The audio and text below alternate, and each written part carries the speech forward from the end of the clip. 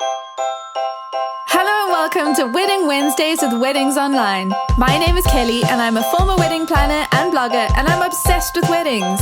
If you're planning a wedding in Ireland, you're in the right place. You're going to learn the tried and tested methods to planning your dream wedding without the added stress. Think of this as your one-stop shop for everything to do with planning your wedding in Ireland, with me, your new wedding planning bestie, and a cup of tea. This is Wedding Wednesdays with Weddings Online. Hello and welcome to a brand new episode of Wedding Wednesdays with Weddings Online. I am Kelly. I'm very much not engaged, but if I did get engaged, these are the things that I would do first. In fact, there are 7 things that I would do before I even think about booking suppliers. And these 7 things are going to help me to make the decisions that I need to make, and it's going to make the whole process so much easier. So if you want to follow the journey, I'm actually starting a new series on Instagram and on TikTok at Weddings Online on both accounts, where I'm going to be planning a fictitious wedding. So the wedding itself is fictitious because I'm already married, but I'm going to use my wedding industry expertise to plan a fake wedding, but I'm going to use a real wedding date, a real wedding budget based on the average budget that Irish couples have. I'm going to use real wedding suppliers, what they actually charge, and their actual availability. And I'm going to plan a fictitious wedding, walking you through all the steps that you should take as an engaged couple. And so I would love for you to join the journey. So follow Weddings Online on TikTok and Instagram so you can see all the different steps I'm going to take. We're going to have 3 videos every week. But I'm actually giving you a bit of a hint of the first few videos because I'm going to break it down for you and tell you the first few things that I would do before I even start booking suppliers. But at the end of the episode, I'm going to give you a short list of the suppliers I would book first before I start worrying about all the other ones. So let's get stuck in. The very first thing that I would do after getting engaged. Now, let's just skip a couple of steps. I'm not going to talk about announcing your engagement and, celebrating, having an engagement party, all those things. We're talking strictly wedding planning. So the first thing I would do in the wedding planning phase after being engaged is I would get myself organized. If you don't have a system, you're going to struggle. And you know what they say, if you fail to plan, you plan to fail. So now at the end of the day, if you get married, it's not a fail. But you could have a wedding that is stress-free and amazing and fits within your budget, and all the people you want there will be there, and you have your dream suppliers. Or you could have a wedding where you just kind of narrowly scrape through. But we want to have option A, which is the best wedding possible. So we're going to start by getting ourselves organized. This is what I would do first. I would create a wedding email account, just a free Gmail account, something like glennandkelly@gmail.com. Or Glenn and Kelly May 2025 @gmail.com. Whatever it is, put your names in there. Make it something easy to spell, not super long, but just a free Gmail account that you can use. You're going to use this Gmail account for all your correspondence with your suppliers. You can use this for RSVPs. If you're creating a wedding website and you need to have a set of login details, use that email account. Basically, everything wedding related is going to be in that email account, and it's going to help you to separate all your other life things, work, university, personal admin, Facebook notification emails, all the spam, everything. It's going to separate all of that from all the wedding stuff. So when you sit down to do wedding planning, you know exactly which email account you're going to, where all the correspondence is. The next thing I would do is I would sign up for Weddings Online. Shameless plug, but Weddings Online is amazing. It's the perfect place to get your wedding venue, your suppliers, to keep track of your guest list, your RSVPs, everything you need to do, budget tracker, everything. Weddings Online is the place to be, and it's free. So sign up with Weddings Online, download the app, it's new and it's free. Get your head around the systems that you're going to use to plan, but Weddings Online is the place to be. So I would start by doing that.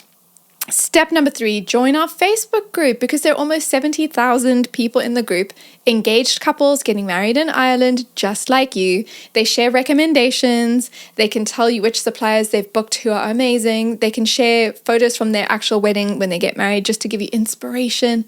Join the group. It's called Help I'm Getting Married, or HIGM for short.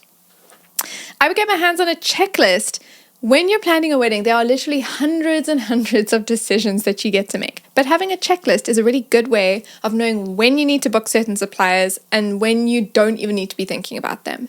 So you might be at the beginning of your wedding planning journey already thinking about things that you actually only need to do in 6 months' time.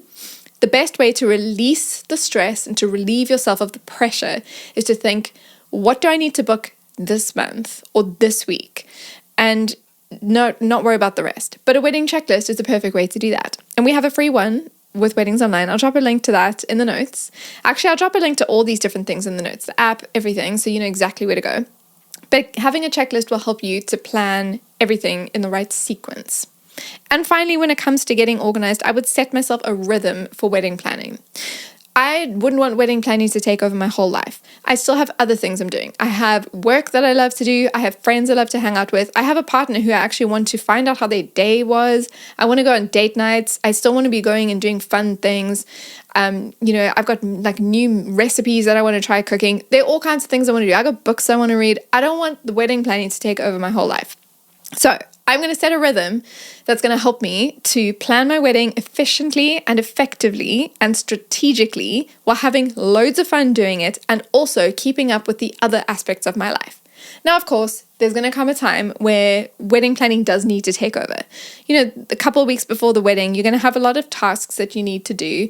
But in the initial stages, like the first 6 months of your wedding, you could get away with planning your wedding on 1 day a week if you're really strategic about it.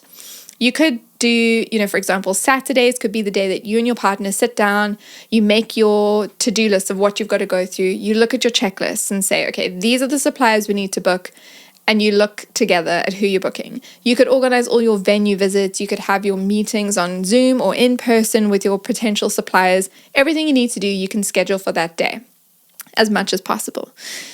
So my first step is to get organized, and those are the steps I would take within getting organized. I would then sit down with my partner and discuss the type of wedding we want to have. So how do we want the wedding to feel? Do we want it to be formal? Do we want people to be dressed in their most formal wedding attire?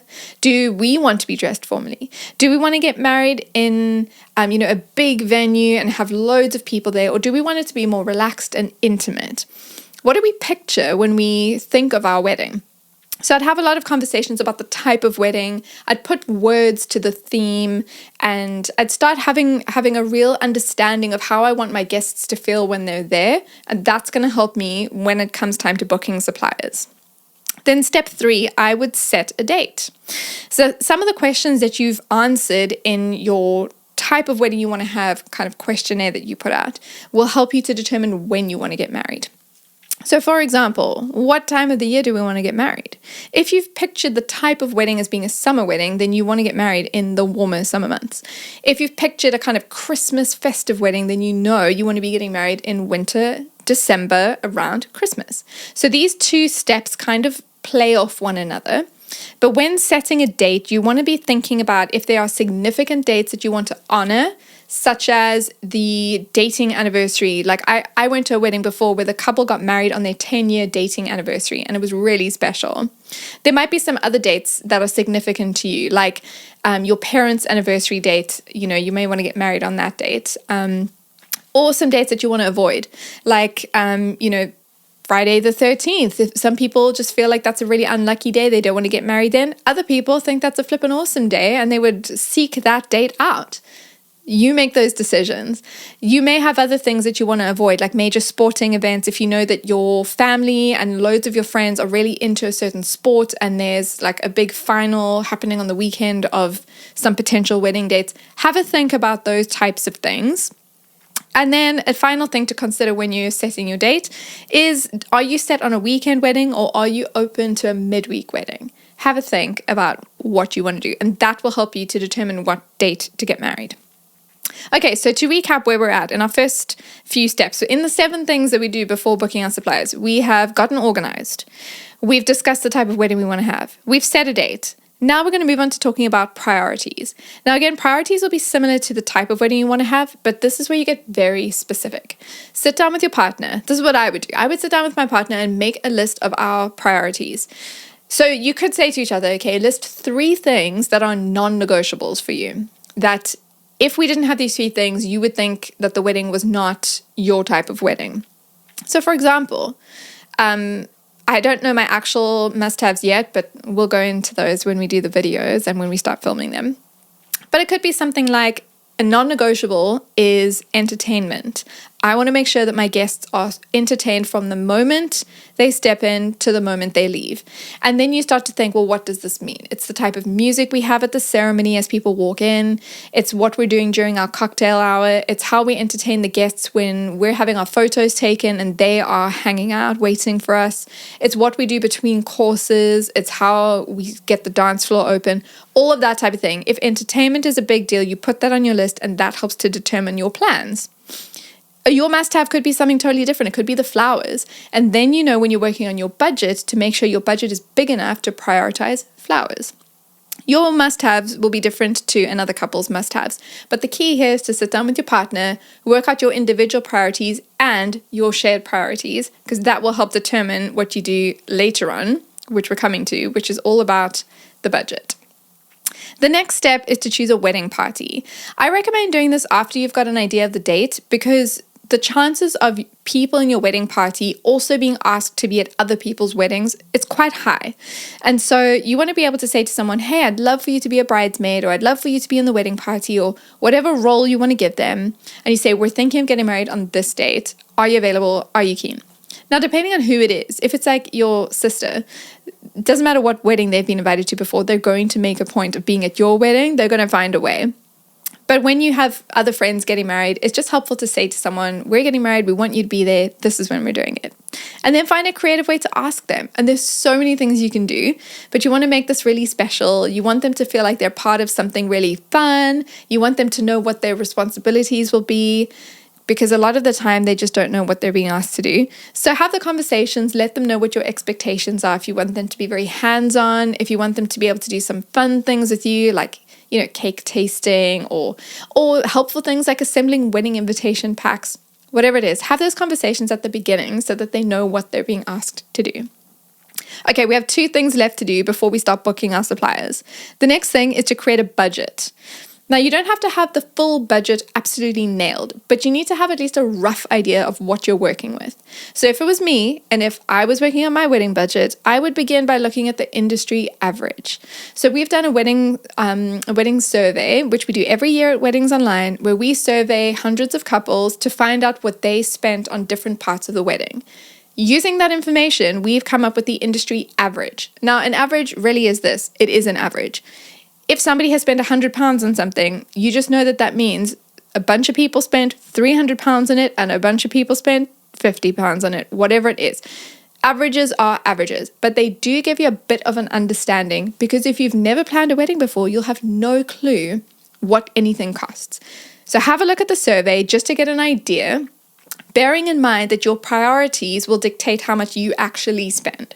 So if the flower budget is X amount for the average couple, but you've put flowers as a priority, you can anticipate that you will spend more on your flowers than the average couple did, because it's a priority for you. So have that principle in mind. And finally, before we book our suppliers, we want to create a rough guest list. And now I'll tell you why. You can't pick a venue if you don't know how many people you want at the venue.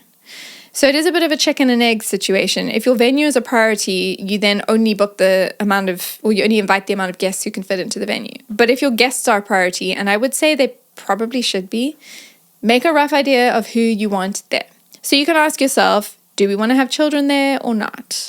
Have an idea of that. Are we inviting everyone we know and love, or just the ones who really, really need to be there? Are we going for a big wedding or a small wedding? Remember, when we spoke about the type of wedding we want to have, that conversation happened when it did to help us now in creating a guest list. You're not going to send out save the dates yet. You just want to have a rough idea. You're not going to tell them that they're coming or not coming. You're just going to have a rough idea, because there's a difference between having 50 people at your wedding and having 250. And at the beginning, you may not think of everyone you want there until you start writing their names down and going, oh wait, I thought this was a 50 people wedding, but the more names I write down, the more I realize it's bigger than that. Okay, with all this information in mind, we can start booking our suppliers. And these are the suppliers I would book first. First, I'd go for my venue. If you're having a ceremony and a reception venue that are on one site, great. If you're having 2 different venues, you need to book them both at the same time. You want to make sure that you get the timing right. You want to make sure you've got your venue secured. Put that deposit in, make it official, just book your venue. Next, I'd be booking my photographer, videographer, and if you're going for a content creator, now's a great time to do that as well. You want to make sure that the people who are capturing your day, you're getting them early because they get booked up fast. I'd then move on to the entertainment, and this could be anything to do with entertainment. It's your band, it's your DJ, it's your magician or mind reader, it's the people doing caricatures or live art at the day, it's people who are doing the ceremony music. Everything to do with entertainment, think about it early on, because these entertainers are the ones who are going to keep your guests having fun throughout the day when you aren't there, especially when you're getting your pictures taken. So get your entertainers in early. And the final thing I would think about in this first batch of wedding supplies is a wedding planner.